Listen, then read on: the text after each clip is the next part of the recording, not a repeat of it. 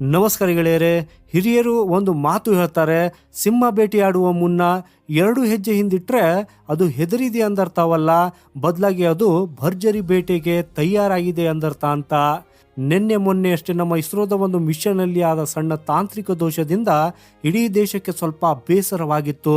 ನಮ್ಮ ವಿಜ್ಞಾನಿಗಳ ಮುಖದಲ್ಲಿ ಚಿಂತೆನೂ ಕೂಡ ಇತ್ತು, ಹಾಗೂ ಟೀಕೆ ಮಾಡುವವರಿಗೆ ಮಾತನಾಡುವುದಕ್ಕಾಗಿ ಬಾಯಿ ಸಿಕ್ಕಂತಾಗಿತ್ತು. ಆದರೆ ಗೆಳೆಯರೇ, ಭಾರತದ ವಿಜ್ಞಾನಿಗಳ ತಾಕತ್ತು ಏನನ್ನೋದು ಇಡೀ ಪ್ರಪಂಚಕ್ಕೆ ಗೊತ್ತು. ಇಸ್ರೋದ ಸುದ್ದಿ ತಣ್ಣಗಾಗುವ ಮುನ್ನವೇ ಇವತ್ತಿಗೆ ರಕ್ಷಣಾ ಸಂಶೋಧನೆ ಮತ್ತು ಅಭಿವೃದ್ಧಿ ಸಂಸ್ಥೆ ಅಂದರೆ DRDO ಪೋಖ್ರಾನ್ ಮರುಭೂಮಿಯಲ್ಲಿ ಎಂತಹ ಧೂಳೆಬ್ಬಿಸಿದೆ ಅಂದರೆ ಶತ್ರುಗಳ ಎದೆಯಲ್ಲಿ ನಡುಕ ಹುಟ್ಟಿದೆ. ಹೌದು, DRDO ಇವತ್ತಿಗೆ ಶತ್ರುಗಳನ್ನು ದೌಡಾಯಿಸಿ ಹೊಡೆಯುವ ಅಥವಾ ಓಡಿಸಿ ಹೊಡೆಯುವ ಹೊಸ ಕ್ಷಿಪಣಿಯ ಯಶಸ್ವಿ ಪರೀಕ್ಷೆಯನ್ನ ನಡೆಸಿದೆ.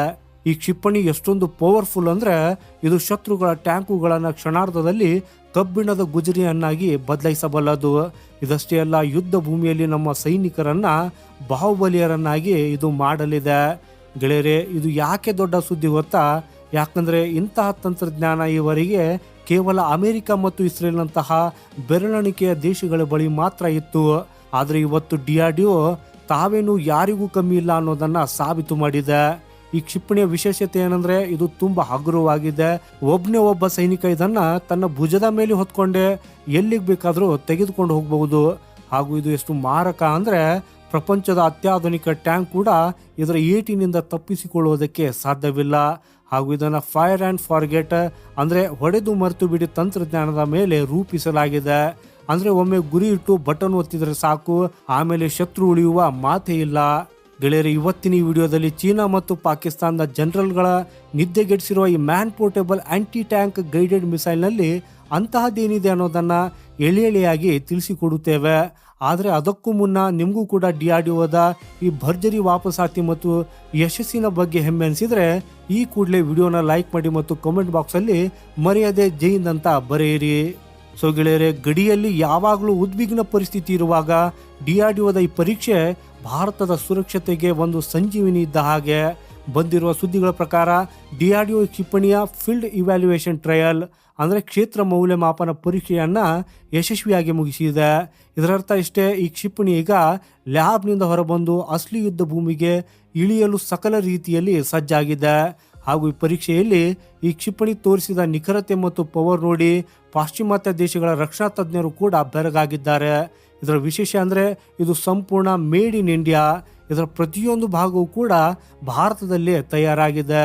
ಸೊ ಬನ್ನಿ, ಈಗ ಸಾಮಾನ್ಯ ಭಾಷೆಯಲ್ಲಿ ಓಡಿಸಿ ಹೊಡೆಯುವ ಅಸ್ತ್ರ ಅಂತ ಕರೆಯಲ್ಪಡುತ್ತಿರುವ ಈ ಕ್ಷಿಪಣಿಯ ರಿಯಲ್ ತಾಕತ್ತು ಏನು ಅಂತ ನೋಡೋಣ. ಸೊ ನೋಡಿ ಗೆಳೆಯರೆ, ಇದೊಂದು ಭುಜದ ಮೇಲೆ ಇಟ್ಕೊಂಡು ಹಾರಿಸುವ ಕ್ಷಿಪಣಿ.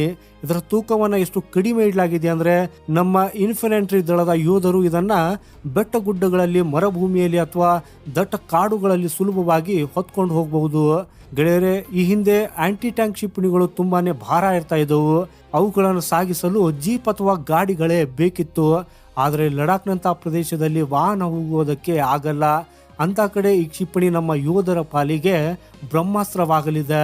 ಶತ್ರುವಿನ ಟ್ಯಾಂಕ್ 2.5 ಕಿಲೋಮೀಟರ್ ದೂರದಲ್ಲಿ ಅಡಿಗೆ ಕುಳಿತಿದ್ರು ಸರಿ, ಇದು ಹುಡುಕಿ ಹೋಗಿ ಹೊಡೆಯುತ್ತೆ. ಗೆಳೆಯರೆ, ನಾನು ನಿಮಗೆ ಹೇಳಲು ಹೊರಟಿರುವ ಈ ವಿಷಯವನ್ನ ಕೇಳಿದ್ರೆ ನಿಮ್ಮ ರೋಮಗಳೆದ್ದು ನಿಲ್ತಾವೆ. ಹಾಗೂ ಅದು ಇದರ ಟಾಪ್ ಅಟ್ಯಾಕ್ ಸಾಮರ್ಥ್ಯ. ಗೆಳೆಯರೆ, ಇದನ್ನು ಅರ್ಥ ಮಾಡಿಕೊಳ್ಳುವುದು ಬಹಳ ಮುಖ್ಯ. ಯುದ್ಧ ಭೂಮಿಯಲ್ಲಿ ಯಾವುದೇ ಟ್ಯಾಂಕ್ ಇರಲಿ, ಅದರ ಮುಂಭಾಗದ ಕವಚ ಅಂದ್ರೆ ಆರ್ಮರ್ ತುಂಬಾ ಬಲಿಷ್ಠವಾಗಿರ್ತದೆ. ಚೀನಾ ಮತ್ತು ಪಾಕಿಸ್ತಾನದ ಹತ್ತಿರ ಇರುವ T-90 ಅಥವಾ ಆಲ್ ಖಲೀದ ಟ್ಯಾಂಕ್ಗಳ ಮುಂಭಾಗದಲ್ಲಿ ದಪ್ಪವಾದ ಉಕ್ಕು ಮತ್ತು ರಿಯಾಕ್ಟಿವ್ ಆರ್ಮರ್ ಇರುತ್ತೆ. ಸಾಮಾನ್ಯ ಕ್ಷಿಪಣಿ ಎದುರಿನಿಂದ ಬಂದು ಬಡಿದ್ರೆ ಟ್ಯಾಂಕ್ಗೆ ಏನೂ ಆಗಲ್ಲ. ಆದರೆ ಇಲ್ಲಿ ನಮ್ಮ DRDO ವಿಜ್ಞಾನಿಗಳು ಟ್ಯಾಂಕ್ನ ವೀಕ್ ಪಾಯಿಂಟ್ ಯಾವುದು ಅಂತ ಕಂಡು ಹಿಡಿದಿದ್ದಾರೆ. ಹಾಗೂ ಅದೇ ಟ್ಯಾಂಕ್ನ ಮೇಲ್ಭಾಗ ಅಥವಾ ಅದರ ಛಾವಣಿ. ನಮ್ಮ ಈ ಹೊಸ ಕ್ಷಿಪಣಿ ಲಾಂಚ್ ಆದ ಮೇಲೆ ನೇರವಾಗಿ ಹೋಗಿ ಡಿಕ್ಕಿ ಹೊಡೆಯುವುದಿಲ್ಲ, ಬದಲಾಗಿ ಇದು ಗಾಳಿಯಲ್ಲಿ ಎತ್ತರಕ್ಕೆ ಏರಿ ಮೋಡಗಳ ಕಡೆಗೆ ಹೋಗಿ ನಂತರ ಟ್ಯಾಂಕ್ನ ತಲೆಯ ಮೇಲೆ ನೇರವಾಗಿ 90 ಡಿಗ್ರಿ ಕೋನದಲ್ಲಿ ಒಂದು ಹದ್ದು ಬೇಟೆಗೆ ಕುಕ್ಕುವಂತೆ ಕೆಳಗೆ ಬಂದು ಅಪ್ಪಳಿಸುತ್ತದೆ. ಹಾಗೂ ಇದನ್ನ ಪ್ಲೇಜಿಂಗ್ ಫೈರ್ ಅಂತಾರೆ.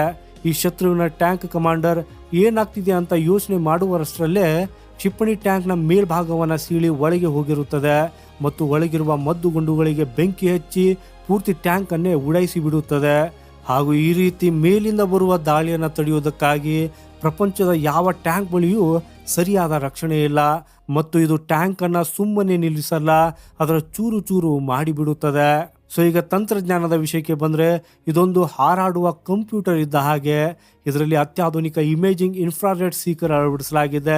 ಗೆಳೆಯರೆ, ಈ ಹಿಂದೆ ಹಳೆ ಕಾಲದ ಕ್ಷಿಪಣಿಗಳನ್ನು ಟಾರ್ಗೆಟ್ ಮಾಡಲು ವೈರ್ ಬೇಕಿತ್ತು ಅಥವಾ ಲೇಸರ್ ಬೀಮ್ ಹಿಡಿದುಕೊಂಡೇ ಇರಬೇಕಿತ್ತು. ಸೊ ಇದರಿಂದ ನಮ್ಮ ಸೈನಿಕರ ಜೀವಕ್ಕೆ ಅಪಾಯ ಇರ್ತಾ ಇತ್ತು. ಆದರೆ ಇದು ಫೈರ್ ಅಂಡ್ ಫಾರ್ಗೆಟ್. ಇದರಲ್ಲಿರುವ ಸೆನ್ಸರ್ಸ್ ಹಗಲಿರಲಿ, ಕಗ್ಗತ್ತಲಿರಲಿ ಅಥವಾ ದಟ್ಟವಾದ ಮಂಜು ಹೊಗೆ ಇರಲಿ, ಈ ಶತ್ರುವಿನ ಟ್ಯಾಂಕ್ನ ಬಿಸಿಯನ್ನ ಗ್ರಹಿಸುತ್ತದೆ. ಒಮ್ಮೆ ಲಾಕ್ ಮಾಡಿ ಟ್ರಿಗರ್ ಒತ್ತಿದ್ರೆ ಮುಗಿಯಿತು, ಕ್ಷಿಪಣಿಯ ತನ್ನ ದಾರಿ ಹುಡುಕಿಕೊಂಡು ಹೋಗಿ ಗುರಿ ಮುಟ್ಟುತ್ತದೆ. ಹಾಗೂ ಇಲ್ಲಿ ಮತ್ತೊಂದು ವಿಶೇಷ ಅಂದರೆ ಇದರ ಸಾಫ್ಟ್ ಲಾಂಚ್ ಸಿಸ್ಟಮ್. ಅಂದರೆ ಫೈರ್ ಮಾಡುವಾಗ ಇದು ಹೆಚ್ಚು ಶಬ್ದ ಅಥವಾ ಹೊಗೆಯನ್ನ ಮಾಡುವುದಿಲ್ಲ. ಹೀಗಾಗಿ ನಮ್ಮ ಸೈನಿಕರು ಬಂಕರ್ ಒಳಗಿನಿಂದ ಅಥವಾ ಪೊದೆಗಳ ಮರೆಯಿಂದ ಇದನ್ನು ಹಾರಿಸಬಹುದು. ಶತ್ರುಗಳಿಗೆ ದಾಳಿ ಎಲ್ಲಿಂದಾಯಿತು ಅಂತ ಗೊತ್ತಾಗುವ ಮೊದಲೇ ನಮ್ಮ ಸೈನಿಕರು ಜಾಗ ಖಾಲಿ ಮಾಡಬಹುದು. ಹಾಗೂ ಇದು ನಮ್ಮ ಸೈನಿಕರನ್ನ ಯುದ್ಧ ಭೂಮಿಯಲ್ಲಿ ಅದೃಶ್ಯ ಬೇಟೆಗಾರರನ್ನಾಗಿ ಮಾಡ್ತದೆ. ಗೆಳೆಯರೆ, ಈ ಗೆಲುವು ನಮಗೆ ಯಾಕೆ ಮುಖ್ಯ ಅಂದರೆ ಕಳೆದ ಕೆಲವು ಸಮಯದಿಂದ ಭಾರತವು ಇಸ್ರೇಲ್ನ ಸ್ಪೈಕ್ ಮತ್ತು ಅಮೆರಿಕದ ಜಾವ್ಲಿನ್ ಅಂತಹ ದುಬಾರಿ ಕ್ಷಿಪಣಿಗಳನ್ನು ಖರೀದಿಸುವುದಕ್ಕಾಗಿ ಯೋಚಿಸುತ್ತಿತ್ತು. ಆದರೆ DRDOದ ಈ ಸಾಧನೆ ಆತ್ಮನಿರ್ಭರ ಭಾರತದ ಕನಸಿಗೆ ಹೊಸ ರೆಕ್ಕೆಯನ್ನು ನೀಡಿದೆ. ಸೊ ಈಗ ನಾವು ಕೋಟಿ ಕೋಟಿ ಹಣ ಕೊಟ್ಟು ವಿದೇಶಿ ಕ್ಷಿಪಣಿಗಳನ್ನು ತರುವ ಅವಶ್ಯಕತೆ ಇಲ್ಲ. ಉಕ್ರೇನ್ ಯುದ್ಧದಲ್ಲಿ ನಾವು ನೋಡಿದ್ದೇವೆ, ಯಾರ ಬಳಿ ಇಂತಹ ಮ್ಯಾನ್ ಪೋರ್ಟೇಬಲ್ ಕ್ಷಿಪಣಿಗಳು ಇರ್ತಾವೆಯೋ ಅವರು ಎಂತಹ ದೊಡ್ಡ ಸೈನ್ಯದ ಟ್ಯಾಂಕುಗಳನ್ನು ಬೇಕಾದರೂ ತಡೆಯಬಲ್ಲರು. ಸೊ ಈಗ ಶಕ್ತಿ ಭಾರತದ ಕೈಯಲ್ಲಿದೆ. ಹಾಗೂ ಚೀನಾದ ವಿಷಯಕ್ಕೆ ಬರೋದಾದರೆ ಲಡಾಖ್ ಮತ್ತು ಅರುಣಾಚಲದ ಬೆಟ್ಟಗಳಲ್ಲಿ ಅವರು ತಮ್ಮ ಹಗುರವಾದ ಟ್ಯಾಂಕುಗಳನ್ನು ತರುವುದಕ್ಕಾಗಿ ಪ್ರಯತ್ನಿಸುತ್ತಾರೆ. ಸೊ ಅಂತಹ ಲೈಟ್ ಟ್ಯಾಂಕುಗಳಿಗೆ ಕ್ಷಿಪಣಿ ಸಾಕ್ಷಾತ್ ಯಮರಾಜ. ನಮ್ಮ ಯೋಧರು ಯಾವುದೇ ಬಂಡೆಯ ಮರೆಯಲ್ಲಿ ನಿಂತು ಚೀನಾದ ವೆಹಿಕಲ್ಗಳನ್ನು ಉಡಾಯಿಸಬಹುದು. ಹಾಗೂ ಈ ಸಿಸ್ಟಮ್ ಅನ್ನು ಭಾರತೀಯ ಸೇನೆಯ ಅಗತ್ಯಕ್ಕೆ ತಕ್ಕಂತೆ ರಾಜಸ್ಥಾನದ 50 ಡಿಗ್ರಿ ಬಿಸಿಲಿನಿಂದ ಹಿಡಿದು ಸಿಯಾಚಿನ್ -ಡಿಗ್ರಿ ಚಳಿಯವರೆಗೂ ಎಲ್ಲ ಕಡೆ ಜಾಲಾಡಿ ಪರೀಕ್ಷಿಸಲಾಗಿದೆ. ಸೊ ಅದಕ್ಕಾಗಿ ಗೆಳೆಯರೆ, ಒಂದೆಡೆ ಇಸ್ರೋದ ಸಣ್ಣ ಸೋಲಿನಿಂದ ನಾವು ನಿರಾಶರಾಗಿದ್ದೆವು, ಆದರೆ ಇನ್ನೊಂದೆಡೆ DRDO ನಮಗೆ ಸಂಭ್ರಮಿಸುವುದಕ್ಕಾಗಿ ದೊಡ್ಡ ಕಾರಣವನ್ನೇ ನೀಡಿದೆ. ಆದರೆ ಸೋತ ನಂತರ ಸುಮ್ಮನೆ ಕೂತುಕೊಳ್ಳುವುದು ನಮ್ಮ ವಿಜ್ಞಾನಿಗಳ ಜಾಯಮಾನದಲ್ಲೇ ಇಲ್ಲ. ಹಾಗೂ ಈ ಕ್ಷಿಪಣಿ ನಮ್ಮ ಇನ್ಫೆಂಟ್ರಿ ದಳವನ್ನು ಒಂದು ಅಭ್ಯರ್ಥಿ ಶಕ್ತಿಯನ್ನಾಗಿ ಬದಲಾಯಿಸಲಿದೆ. ಸೊ ಗೆಳೆಯರೆ, ನಿಮಗೆ DRDOದ ಈ ದೇಸಿ ಬಾಹುಬಲಿ ಕ್ಷಿಪಣಿ ಮತ್ತು ಅದರ ಖತರ್ನಾಕ್ ಟಾಪ್ ಅಟ್ಯಾಕ್ ಟೆಕ್ನಾಲಜಿ ಬಗ್ಗೆ ಏನು ಅನ್ಸುತ್ತೆ?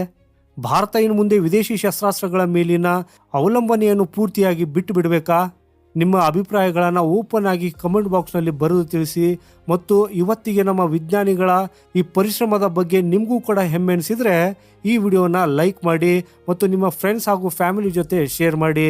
ಹಾಗೂ ಈ ರೀತಿಯ ಡಿಫೆನ್ಸ್ ಹಾಗೂ ಜಿಯೋ ಪಾಲಿಟಿಕ್ಸ್ ಮಾಹಿತಿಗಾಗಿ ನಮ್ಮ ಚಾನೆಲ್ ಅನ್ನ ಸಬ್ಸ್ಕ್ರೈಬ್ ಮಾಡಿ ಮತ್ತು ಪಕ್ಕದಲ್ಲಿರುವ ನೋಟಿಫಿಕೇಶನ್ ಬೆಲ್ ಐಕಾನ್ ಅನ್ನ ಆನ್ ಮಾಡೋದನ್ನ ಮರೆಯದಿರಿ. ಸೊ ಗೆಳೆಯರೆ, ಇಲ್ಲಿಯವರೆಗೂ ಈ ವಿಡಿಯೋನ ನೋಡಿದ್ದಕ್ಕಾಗಿ ತಮ್ಗೆಲ್ರಿಗೂ ಧನ್ಯವಾದಗಳು. ಸಿಗೋಣ ಮುಂದಿನ ಮತ್ತೊಂದು ಇಂಟ್ರೆಸ್ಟಿಂಗ್ ಮಾಹಿತಿಯೊಂದಿಗೆ. ಅಲ್ಲಿಯವರೆಗೂ ವಂದೇ ಮಾತರಂ, ಭಾರತ್ ಮಾತಾ ಕಿ ಜೈ.